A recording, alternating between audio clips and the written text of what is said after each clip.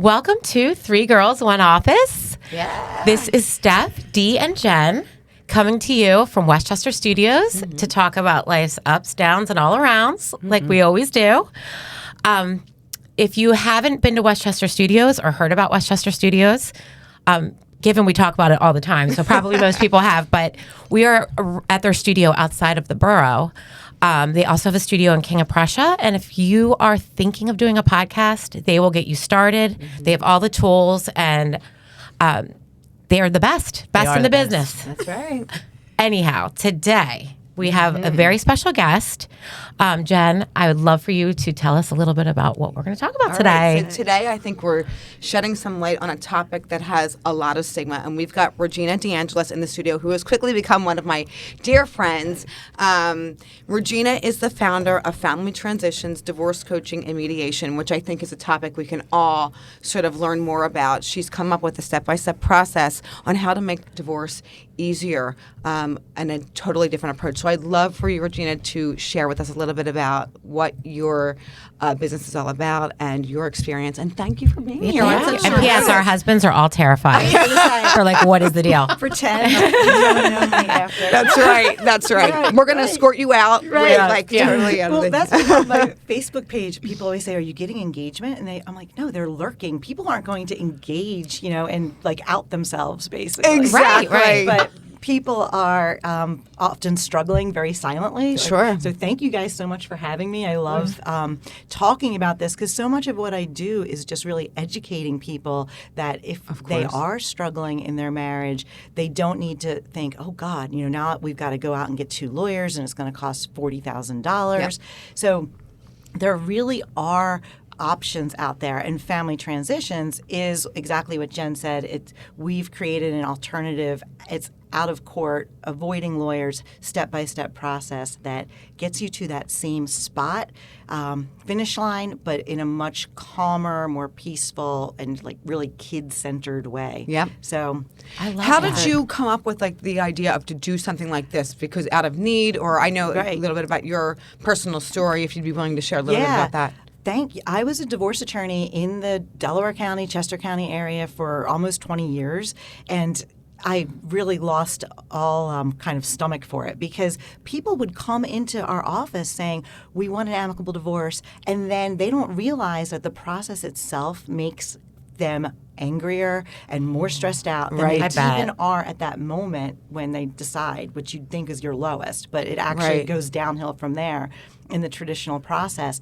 And I got so frustrated because I would have people come in and I would know, like, okay, here's how this is probably going to go. You can tell by your ages, how old your kids are. The courts really work within a sort of set parameter. Right. And if someone educates you on what that parameter is, most couples can figure it out on their own once you know kind of the rules of the game. The lawyers aren't, supportive of that. They say, we're going to go through all these steps. You have to do this. We have to file for custody. You have to file for support. And people don't know that they can say, wait, do I really? Or can I do this a different way? Yeah.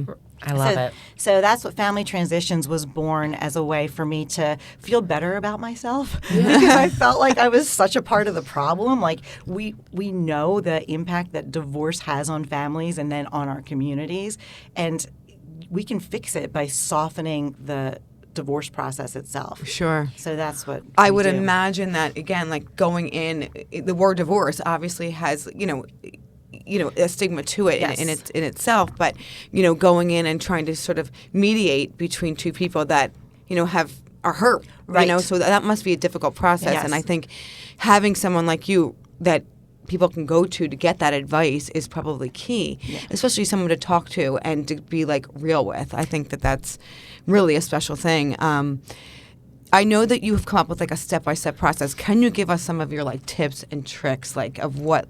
Oh, yes. So when most people, it's exactly what you said. Even the word divorce literally puts people biologically in fight or flight mode, and they don't even realize. But anyone contemplating divorce has to think of this journey. It's literally like a death, right? And Yes, I've heard that. That's Yes. exactly. Yep. And My parents both said that when they went through it.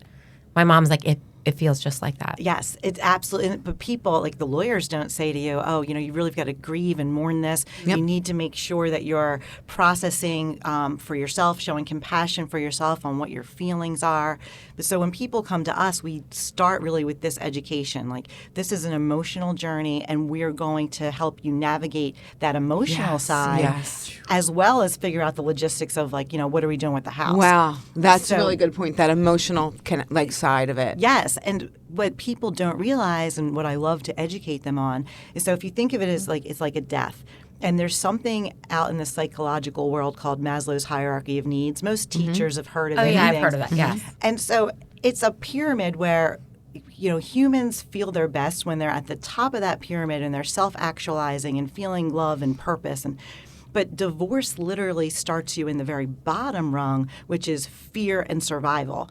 So you're literally starting in survival mode, and you should be thinking about the journey as slowly you're moving up the pyramid step by step. But traditional divorce is not at all in tune to the psychological needs of the clients. It's really, we're going to keep you in that fear and survival mode and self-defense mode for 2 years. Sure. And what that does to people, then we see the damage and the consequences of that playing out in their co-parenting and, how that anger lingers. So we really were designed to help people understand where they are at the start, and then it's step by step, just slow and easy. So it's not super fast. It takes about 6 months to get through our whole program, but it's still infinitely faster than traditional divorce. Yeah. And they're learning to communicate and new styles of communication so that they're not sliding back into their toxic patterns, whatever got them to the mediation table in the first place. Right. I feel like you're like a therapist / Yeah, because you're I such bet. a background in being a divorce attorney. Right. It's like you get 2 for 1 in a That's sense. what I'm Like, trying to do, is like this holistic approach. And that's where the coaching piece comes in, because I'm not a therapist, but I can coach people on understanding what's happening to them emotionally, especially at the start, and how to allow themselves space to let their nervous systems literally calm down. So you need to be willing to let us help you set up boundaries for what new communication looks like. I call it an operating system for your family. Like, we're creating a new operating system. How you're communicating about, what are you communicating about?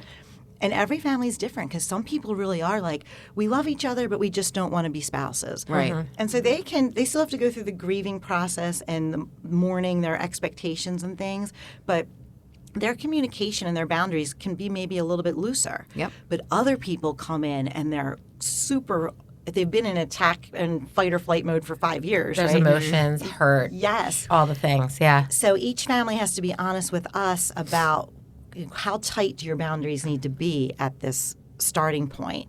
And then as they calm down, though, things do normalize through the process, and that is our goal, so that when they are done, they feel like, hey, even if this really sucked, because divorce always sucks, we tried to do it in a way that was going to keep our kids feeling emotionally secure, that we're showing up as a team for them, and that's building goodwill and a solid foundation for co-parenting. Right. That you don't get in regular divorce. I'm assuming that the cell phone is probably a big, huge thing, because the friends of mine and family members that more recently have gone through this process, I know when you're angry, you're hurt, it's hard to come down from that, and you're picking up your phone and you're just texting, and just so much anger and probably saying things you don't mean, and it just makes the process a million times worse. Yes. So do you have to kind of coach them through, you have to calm down? Yes, it's absolutely. Put the phone down. Well, what you said is super important. I'm not a therapist, so we always say to people, we're going to coach you and help create boundaries to untangle and smooth over where you start, and we're moving you forward. But you still need your therapist or a group of great girlfriends To vent. to vent, and that's so important, because you're navigating both sides, the grief and the anger, which is natural 100% of the time. Even if you were the one who said, I want a divorce, there's so much grief and resentment and all the things build up in that decision. So we don't want to ever invalidate that. It's not rainbows and unicorns. Yeah. You still have to deal with that. but we can help you start to feel optimistic about, okay, we can't change the past, but we can certainly control what our future looks like moving forward. Wow. So the therapist, the actual therapists are super important. And then you can say, they'll tell you, like, write out that big long text, but don't send it. Yeah, send just get it them. out. Get it out of your system. Yep. You know, you said something that I thought was interesting. You said, the process is about 6 months, which I've had friends that have been in a divorce process for like 6 years. Right. So when you said 6 months, it sounds relatively short considering. Yes, absolutely. Considering that's like some people, and there's this like sweet spot because, and I have to educate people about this as well. It's very, very rare that both people in the marriage decide together, like, yes, I think divorce is the right thing. Yeah. It is usually one person saying that, we've been on this merry-go-round long enough and I'm calling it. Yeah. And so usually one spouse is what I call the reluctant spouse, and then the other spouse is really anxious to like get this show moving. And you've got to be recognizing both sides of that equation, because if the spouse who's decided that they want a divorce is like, all right, we've decided and now we're going, the spouse who was reluctant will freak out from the fear and the overwhelm of it. Yep. And then mediation is hard. Like that spouse is going to feel like they want a lawyer because they're getting steamrolled in this situation. And so we have to be compassionate of the timing of how each of our decisions are made. And the other spouse will freak out if that reluctant spouse is refusing to engage. So they can't be like head in the sand. If they're refusing to engage, the spouse who wants the divorce is going to be like, I'm getting a lawyer and I'm going to get your attention this way. Yeah. So it's educating people on that sweet spot and taking about 6 months. We've got it, every divorce, you've got to decide your finances, your support, which is post-divorce budgets, we call that, and your parenting. Right. So you've got to decide 3 categories. For most families, those categories are pretty straightforward because you've got a house, some retirement accounts, your kids, and what you earn every month. Yeah. And we break it down that way and guide them through, but we don't want people feeling like under pressure to make a decision in a session. Right. Like, we're going to take all the notes, discuss all the pros and cons, and we want you to come back in 3 weeks, maybe a month. So there's time in between each session to kind of digest and mentally adjust to the reality of what's happening. So is the session with the both couples, yeah, Yeah. or both parties in the couple, Okay. yes. Wow. Okay. So, but that's what it takes 6 months. Like it touches every aspect of your life. So you shouldn't want to be rushing through it. Sure. Right. But you also don't want to get stuck in this horrible fight or flight limbo for 2 years, which is the average. In Chester County, it's 18 months to 2 years. Wow. And $30,000 if you never set foot. It's insane. Yeah, That if is you wild. never actually step into a courtroom, it still costs you $30,000. Wow. I feel like I like what you're saying because I think when lawyers get involved and there's anger, it's just. Yeah, I mean, this They're sounds off like to the races. this sounds like consciously uncoupling. Yes. Yeah. I mean, I know that everyone knows that term at this point, yes. right? Yes, it really very is. calm. Right. For me, I have friends who have gone through divorce, but nobody really in my family. But when I think of like going to court or lawyers, you're like you already feel Sounds terrible. Stress Right. of just that. me. And I Yeah. spoke to a couple yesterday who actually had lawyers, and they were, feeling like they're out of control. Like, I don't know. Well, the woman said, I talked to my lawyer yesterday. I still have no idea what's happening. Like, I don't even understand what she was saying. Right. and that was a $900 bill. Right, Yeah. exactly. And then you're Exactly. getting these horrible bills. The other thing that's really important for people to understand, like the lawyers aren't, it's not nefarious. They're not doing it on purpose. But when you go into a lawyer's office and you say, we want to have an amicable divorce, the lawyers usually think that's awesome. Like, pay your $7,500 retainer and we'll start negotiating back Right. and forth. But it does make both parties, both of the spouses, then afraid to talk to each other. And that fear, I think, is really damaging to their relationship as well. You're afraid to mess it up. And you don't realize that your attorney, their primary job is to fight in court for somebody, even if it's not you. And they have to be really beholden to their court calendar. So if you want to have an amicable divorce and you email them on a Monday, but they've got a big custody trial on Wednesday or Thursday, you're not hearing from them for the end until the end of the week. And you're getting more and more anxious as you're waiting. And I hear all the time, my lawyer doesn't answer my calls, or some paralegal gets back to me and they don't know what's happening. Sure. It's just because that's the way the law business works. Right. So you can also like think of mediation really with us or anybody as trying to cut through some of that wait time and the Right.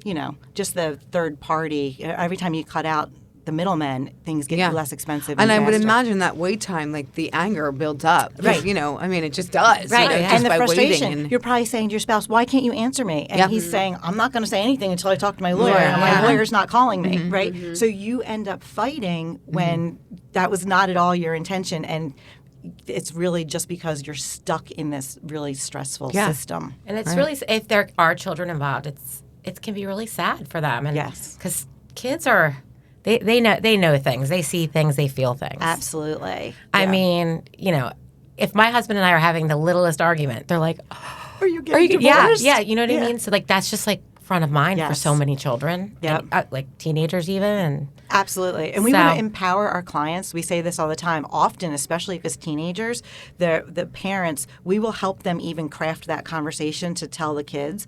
But the teenagers look at them and say, oh, well, we knew. Or Yeah. you should have done this 5 years ago, Yeah. right? The teenagers really are on it. Like they know.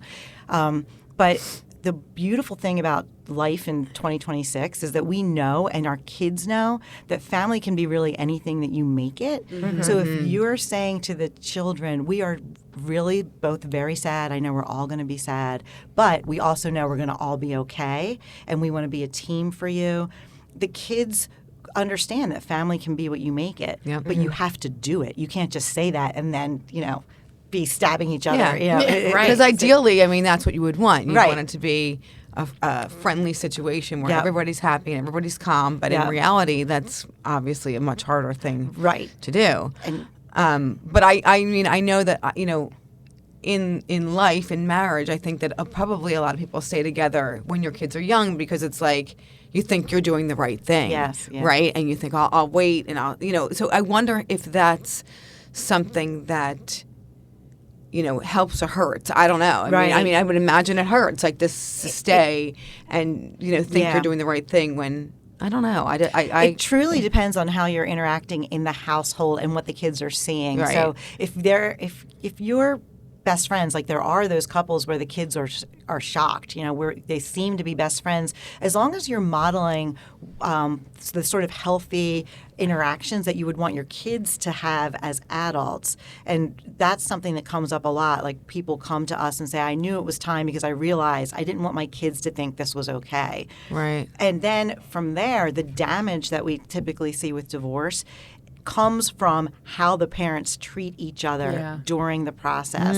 So you can have, and we probably all know people, I know I certainly do, people who are divorced, remarried to other people and their kids, they have basically this very loving, large, extended family. Yeah. So you can create that if you want. So we all have that model. So it's really thinking about what do I want my kids to think is okay when they enter their adult relationships. And that helps people decide, whether they should stay or go in that moment. I feel like it's in theory, it sounds like you want two happy people, right? So like if splitting is Right. going to help things, I would rather be happy and my husband, Yes. my spouse be happy, and then Yeah. the kids see like, hey, this stinks, but Right. like you We said, have we're going to two be it's okay. good to see mom and dad happy. Yes, and and rather thriving, live in you know? maybe two houses Right. that are calm and peaceful than in one home that's just maybe not. really toxic, Yeah. right? And that's the worst case scenario. Yeah. So, my headphones are falling off. Oh my gosh. I had to Readjust. Right. No, but that's really what people, what they're using to gauge when is it time and when is to stay and when is it time to go. And really how old your kids are. People often stay too for just the logistical reasons of like all hands on deck. Like Absolutely. we have kids going in 4 different places and Yeah.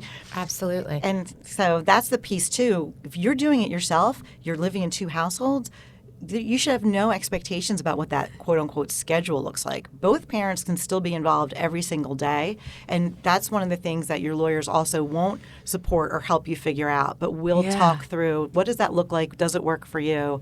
And again, thinking about creating an operating system. So now we're in 2 houses. What is our general operating routine going to look like so everyone feels supported and like the balls are in the air? That's a good point. Do you work with couples that don't have children, or is it more are you seeing more clients that are have kids? Yeah, our typical client is someone who has been married, 18 to 30 years, and their kids are usually like 1 or 2 in college. That's all of you guys, right? one or 2 in college and 1 or 2 in high school, something like that. We don't have as many clients with like truly babies. I think, divorce is expensive. I think then it's maybe not something I think people hold on. Yeah. So I haven't done any of the studies on that, but we will help couples for sure who have kids who are all out of college or have no children. Right. And the difference then is that it might just be a faster and even less expensive process still, because figuring out the kid situation and the support is a big part of any mediation process. Right. And I'm guessing with people with babies, I think a lot of times maybe hold off because there's a lot of postpartum things going on, and having a baby is like a very chaotic time. It's happy. It's also emotional. Yeah. So I'm like, I know a couple people that have been through it with babies, but then most people I'd say it's like a little bit older. Yeah. Experience. I think for all of us, especially as women, and it's 85% of divorces nationwide are initiated by women. So I haven't done that. I have my theories as to why that might be. But That's actually surprising. I kind of do too, but I don't. Yeah, know. We're going to share any of the right, theories. we'll I have would to like have a second episode about that. We won't mail bash. Right, no, we don't want to mail bash. No. Because everyone's really... No. Matt's sweating. It's so funny. Everyone really is doing their best. I really feel like if you work with us, we sort of start with this education piece where we say, we believe that nobody ever wants to be in this spot and that both of you actually gave it your all, like you were doing everything you thought you needed to do to keep all the balls in the air. And I say life basically eats us up and spits us out. You get to this point of complete emotional exhaustion where you sort of become strangers in the same house because he's exhausted from his workload, she's exhausted from her workload. And it becomes really hard to reconnect. So I think we hit that point when we're in our early 40s and the women start thinking about, well, what do I really want? Is this enough for me? I don't know. I only know it from the woman's side. I don't know what the husbands are thinking at that point. But I know that it's universally sad, and we don't want to bash anybody. Like, of course, even if one of them is secretly thinking, there was no effort here, right? Yeah, I don't know what they're right. secretly thinking. But we want to say you can create anything for your future that you want. And sometimes those boundaries are tight. Like if it's been really bad, they don't want to be best friends or they have to decide as part of the process where they are on that continuum from we're like black sheep, you're my black sheep cousin. I only talk to you on Thanksgiving, but it's fine. Right. You could be that and have very little interaction, but the interaction you do have isn't like you want to, stab their eyes out or whatever. Or you could be like truly very friendly and staying in communication and updating funny stories about the kids or whatever. So each couple has to decide that. Yeah, I don't know how I'd be. Time heals all wounds. I would be spiteful. My parents, when they got divorced, it was, I'm 49 now, so it was when I was 18. Okay. So my mom really never had a full-time job. Her full-time job was not only running the household, but then she had she taught aerobics and was fun. Yeah. She was awesome. And my dad worked really hard and he worked full-time.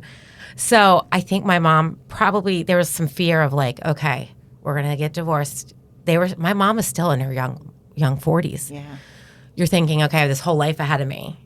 And there's just all these new experiences. You're going to have to kind of run a household, parts of the household you never ran. And, whereas my dad never really said he internalized more and just was all business. You know what I mean? And so for years, they really, I hope they don't mind me talking about this, but for years, they really didn't get along great. It was very, but I was older. So it was sad, but I understood more. Right. But what I will say is now, BFF. Oh, that's so everyone's cute. great. We're at a point, they like love grandparenting together Yes. and That's all that. great. So there is another side to it. I'm here to say it. Like Right.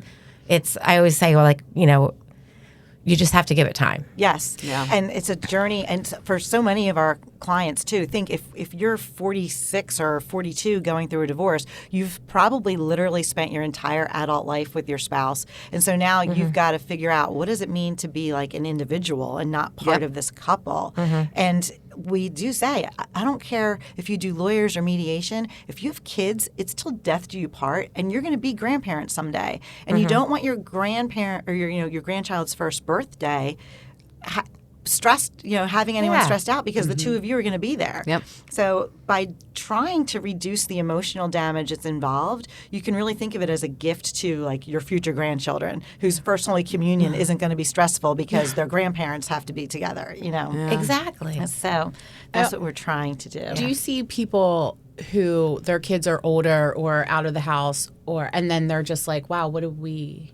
Like, right, Empty nest syndrome or whatever. Yeah, the Like, hustle yeah. and bustle is over, right? Yes. You're not Yep. taking care of kids 24/7. You're not in the Yes. thick of it. And now you're like in this empty house and you're like, I don't I know think that how must to be happen your all the friend. time, I only yes. know how to be your Right. you're the dad and I'm Yes, the mom. your teammates in the sense of you're keeping all those balls in the air. Yeah. That's what Jen, I think, said. I think those couples they don't wake up one day and say, oh, I don't know how to do this or I don't know how to be your friend. I think it's more likely that one or both of them have been thinking for a long time, oh, when the kids are out of the house, we're going to go our separate ways.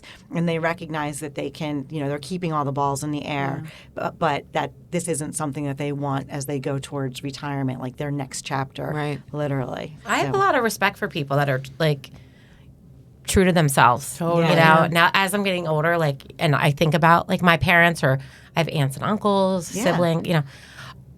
You have to be true to yourself. It's not doing, anyone Right. any favors to not be true to yourself. And like, And your kids deserve the most authentic, happy version of you that you can be. Yep. And sometimes that means, as I get older, I've started to think like our relationships are not all intended to be permanent as much as we would love them to be. And in knowing what is true for you, we've got to be willing to kind of release that or evolve it to the next stage. And Right. so there's so much mindset and self-discovery that goes into a divorce journey. It's not Yeah. just about what are you doing with the retirement accounts. Yeah. okay, this is so interesting. I know, It it really is. So for someone that's just feeling a little bit confused or maybe thinking, I want to do, like, they don't feel empowered, whether it's a man or a woman. I mean,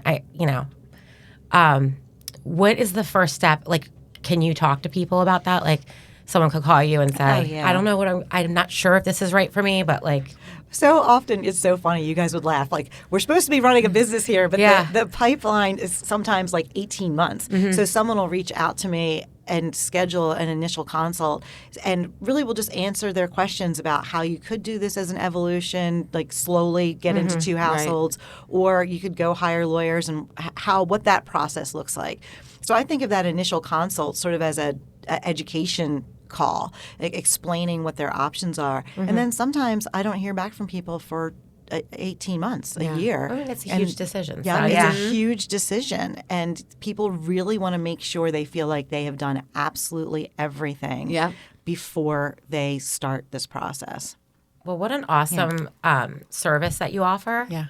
Because it really is such a Really? hard Yeah. thing. And I think anyone that can come into your life and make it easier in any way and more sensible. Yeah, Right. Well, because it's thank so you. life changing. Yes. It really truly is. It touches everything. Yeah. Really. So before we let you go, two things. First of all, can you tell everybody how they can get in touch with you? Oh, yes. That's good. Do you want me to Because go now? yeah. And then we have something fun we want to do. Okay. So my website is ftdivorcecoaching.com for Okay. family transitions. So you can learn more about me there. And I have a YouTube channel, which is YouTube at 21st Century Family Transitions. And there's a lot of information out there to give you some background. And then you could, of course, schedule a call that way, too. Awesome. we'll We'll link that. Yeah, in the we'll link comments. everything. Yeah, we will. Yeah, We yeah. will. Thank you. Yeah. But we like to do a little Q&A real quick. Just fun stuff Yeah. before we let you leave. Yeah. So, Dee, what do you got?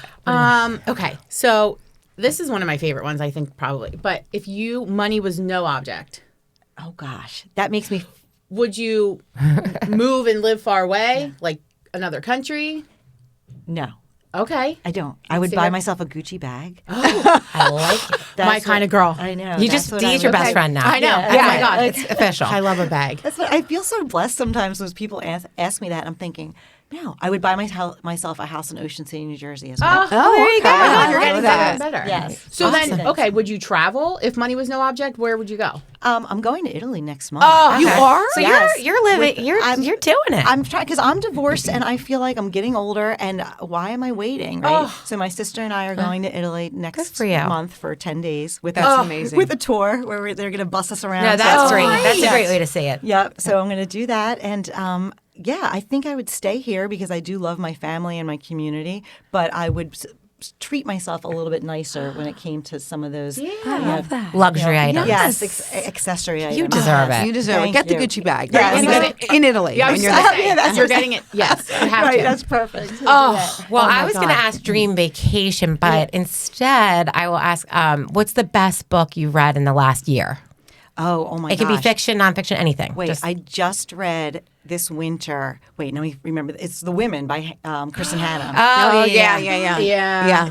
That was so I haven't good. read. I read The Nightingale though. The Nightingale, that's what you talk about. The Nightingale was the best book I think I've ever Me read. too. Really? Of all time. She's Yes. phenomenal, that Yes, woman. and I loved The Women, I Nightingale don't know. because it made me think about World War II and what was happening in occupied Europe in a way that I'd never contemplated.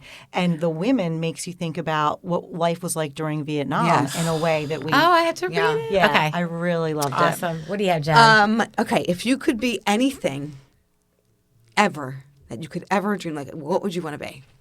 That's so funny. That's such a good question. Besides what you I are. think I was going to say I love what I'm doing, but what I would really like to do is to start just being more of a voice for education and change in the Yes. system. Like if I could get myself out there and advocate in front of bar associations and things, Yeah. because the legal system is not supportive. They think you're filing for divorce. The two of you are adversaries now. Sure. But when I was a kid going to college, I wanted to be like a TV personality, like a pundit reading the news. I didn't want to be like standing on the front lines anywhere. Right. I wanted to be like in the studio reading the teleprompter. You Oh oh my my God. God, I can see it. I you have a agree. look too. Oh, you have a nice way about thank you. We'll make a clip of this and we'll put it out. Right. Oh, my gosh. right. I feel Right, like this part. My Yeah. TV moment is That's happening. great. You should Yeah. do It's it. fabulous. You should do it. So that's where that would be my dream job. Love that. Awesome. Well, I love that you were here today because you know what? you. Like, I think this is a topic that we don't talk about as Yeah. much as we need to, especially at this age in our life and this stage in our life. So I appreciate Yeah. everything that you've shared. We had requests for like somebody along these lines to Yeah. come in Okay. as a topic, so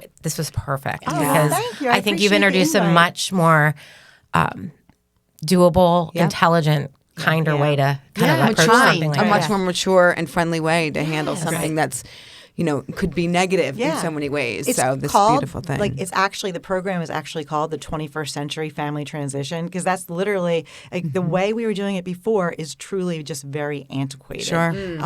And so now we know about human psychology and neuropsychology and how attachment and habit impact people. You can blend that all into the system. Wow. Yeah. Well, thank you for sharing Well, everything thank you today. so Appreciate much. it. You're very you. welcome. And we thank everyone for listening Thank and you so watching. much. We'll see you next It's been time. Bye-bye. a pleasure. Thank you.